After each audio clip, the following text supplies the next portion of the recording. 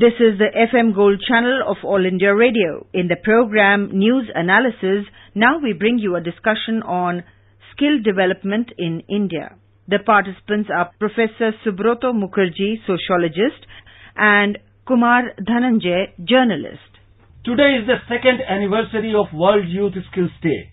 On this occasion, Minister of State for Skill Development, Mr. Rajiv Pratap Rugi, inaugurated 100 GST training centers.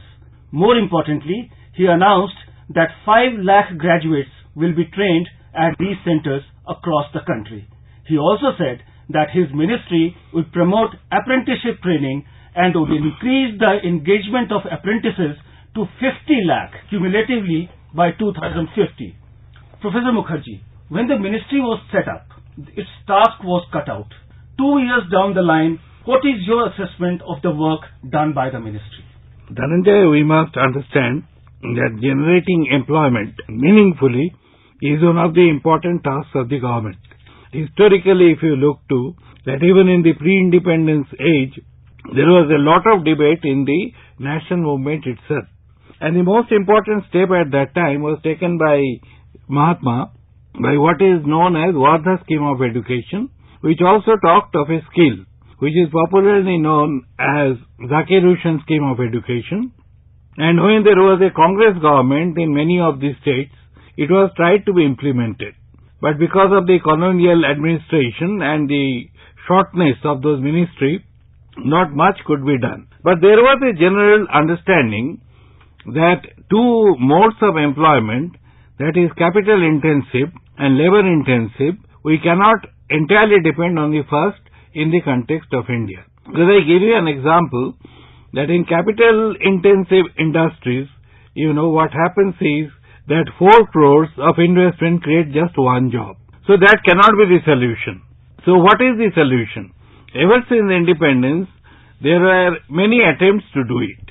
But unfortunately, what happened was that the IITs and the management institutes came to be very important, and they are now world class. But the intermediary institutes, the ITIs, they did not get the support of the government to the extent they should have.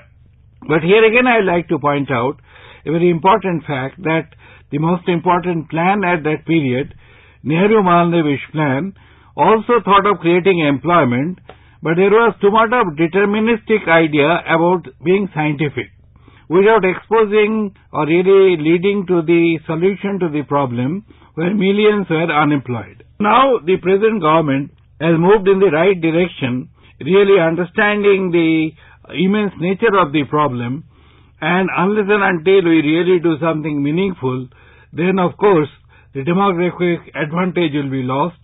So in that context, we have to appreciate the present moves of the government.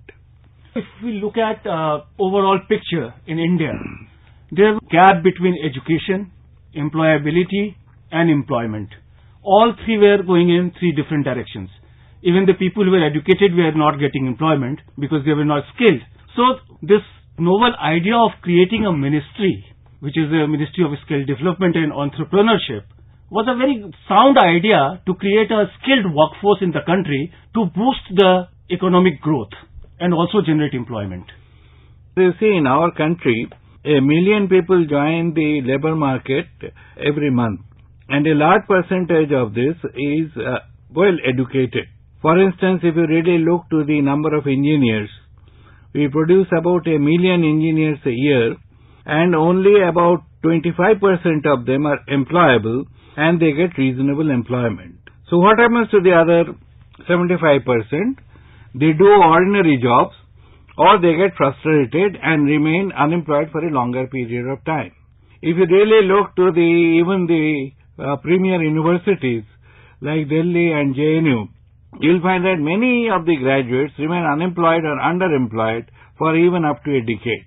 So something is to be done in a war footing, and the present government has taken up job creation very seriously. As you pointed out, that Rudy really talked in terms of just not 1,000 jobs, but 500,000 jobs. That is very laudable. But then there are lots of problems in it, and the government is to look to the nitty-gritties of it. For instance, one very important point is the fraudulent kind of institutes that are coming up all the time in the context of proving quality education. And then there are states like Uttar Pradesh and Bihar where the human development indices are very low and the school dropout is also very large. So in the context of that, you need a holistic program, and we have to look to the different development level of the different states, but ultimately we will have to create a unified model where every single Indian will get some kind or the other benefit. If we look at the data that has been provided by the government, that looks pretty impressive. Like Ministry of Skill Development and Entrepreneurship has trained 1.17 crore people under its program in last 2 years, that is 2015 and 17. If we break it up, more than 28 lakh students trained under Pradhan Mantri Kaushal Vikas Yojana. 12,000 crores allocated by the center for the flagship scheme of the ministry. Second, 600% increase in candidates trained in 2017 from 2014, that is the period of 3 years, under NSDC's short-term fee-based skill development model. A total of more than 1 crore trained till date. More than 6 lakh apprentices engaged by the industry under National Apprenticeship Program post comprehensive reforms in the Apprenticeship Act 1961. These figures shows us that the things have moved, though still much needs to be done. Dhananjay, I think what the record you are saying is quite impressive.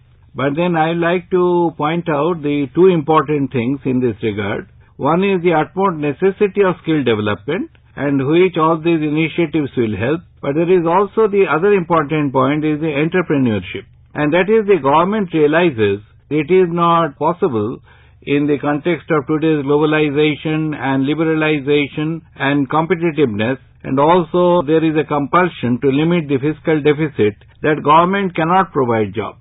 It can provide initiatives in education. It cannot also provide the entire education. So PPP model, that the private sector will also have to play an important role. And much more important is the spirit of entrepreneurship is to be extended, developed, and India should become what England was 200 years ago, a nation of shopkeepers. And that is the model I think the government is trying to build. But here again, there are some important problems. One is the Gini coefficient, if you remember, that inequality in education is the fundamental problem of modern society. And Gellner says that education for citizenship is the other problem. So what I mean is that you will have to provide quality education, and education in India being very uneven, the government initiative must also address that, and also looking to the multilingual nature of Indian society, and the English knowing percentage is still very low, that in the mother tongue, bulk of these things should be done. That is both accessibility and desirability and a social elevation of the BPL families and the like would automatically elevate. Because we should realize one thing, the best way to deal with poverty is to provide a meaningful education and skill development, and the government will have to combine these two if we really think in terms of a developed India in the coming decade or so. Very rightly said, and we need to bring, because India is a multilingual society, people speak different languages, so they need to be trained and skilled in using those languages. Everybody is not English speaking.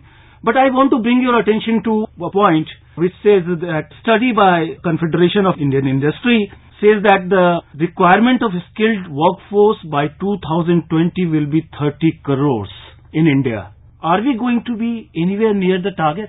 Not yet.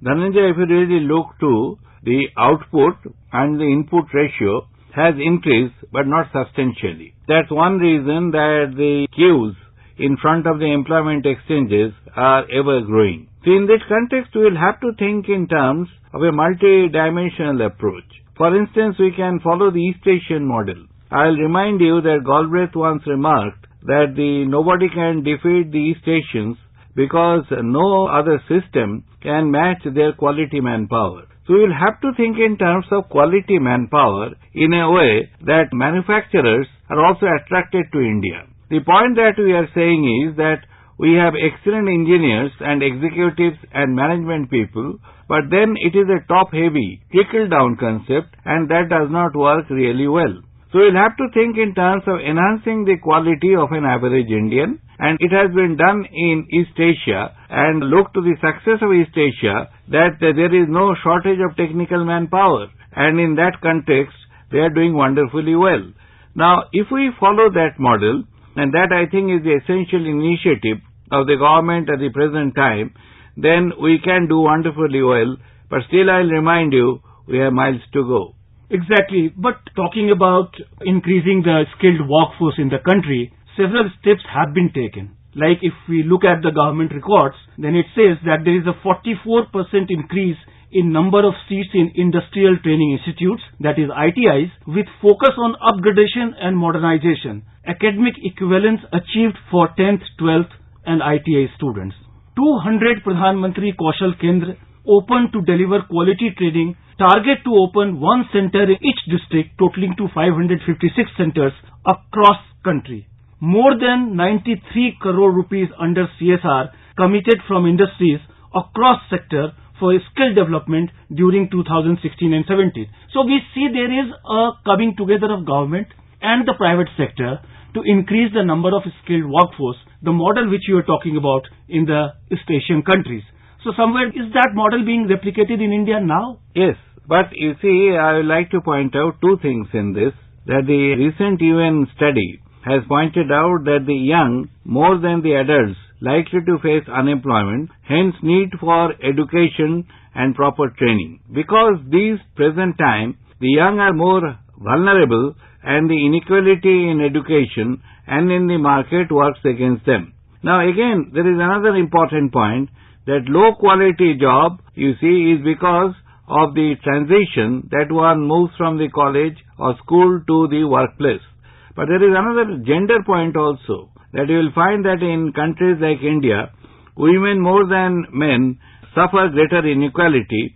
So we have to really fight in the context in a multidimensional manner, that low skills and literacy are important problems, but again, we will have to train people in the context of two challenges. One, we should remember that world is also moving towards a leap in technological changes, robotization. Even the car manufacturers in India are using them because otherwise they don't become competitive. And second important point is that we have to train these people within the agenda for sustainable development.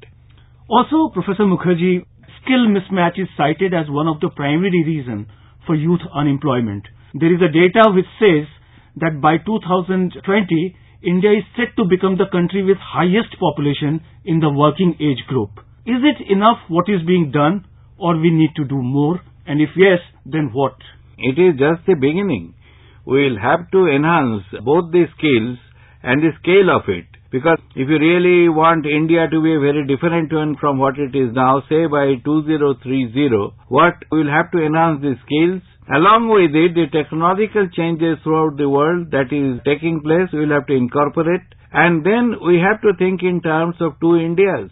You remember that the organized sector in India is very small and it is getting smaller. That's why the organized sector jobs are disappearing. In this context, we have to train people in the context first, the entrepreneurship. They will have to think in terms of creating their own or joining friends and relatives to have certain amount of productivity. Second important thing, we'll have to adjust to quick change and the skill development, because whatever was there 10 years ago is getting obsolete today. The minister said that from 2.3 lakh to 50 lakh by 2020, the engagement of people into apprenticeship. Is that a very ambitious target?